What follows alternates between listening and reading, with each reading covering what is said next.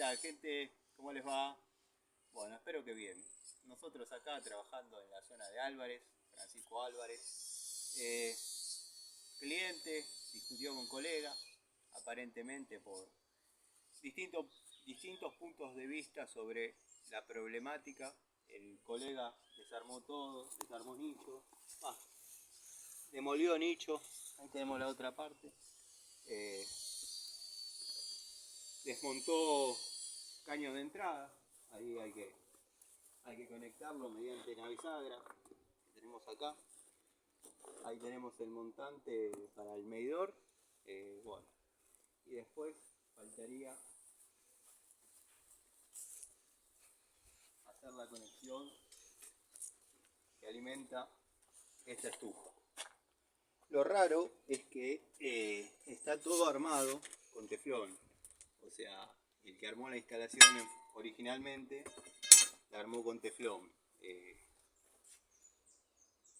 Probablemente haya estado ahí el problema, pero bueno, también en teoría aparecieron algunas piezas picadas en esa zona. Bueno, el colega lo que quería era hacer toda la instalación nueva, completa. El cliente obviamente se negó, le pidió que le solucione la pérdida, discutieron, vieron cómo es esto, que los dejó sin servicio con todos los caños desmontados, así que ahora nos vamos a dar a la tarea de armar esto como corresponde y como se puede. De última, voy a dejar anulado ahí la toma de la estufa y voy a habilitar todo el resto, por varios motivos.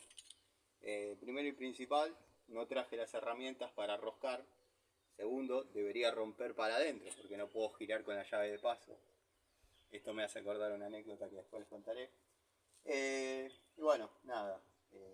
Como no hay encomienda de tareas, quizás le ponga una unión doble y lo deje andando así. Pero bueno, vamos a ver cómo se desarrolla la tarde. Ahí el cliente fue a buscar materiales.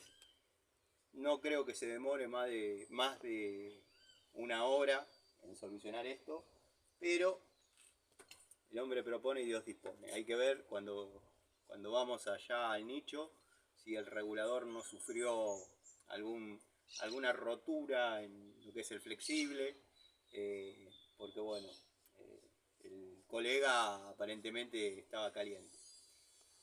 Bueno, estoy transpirando un poco, producto de estar trabajando al sol, haciendo fuerza y demás, no por estar en un vivo nervioso. Les mando un saludo y espero que sigan.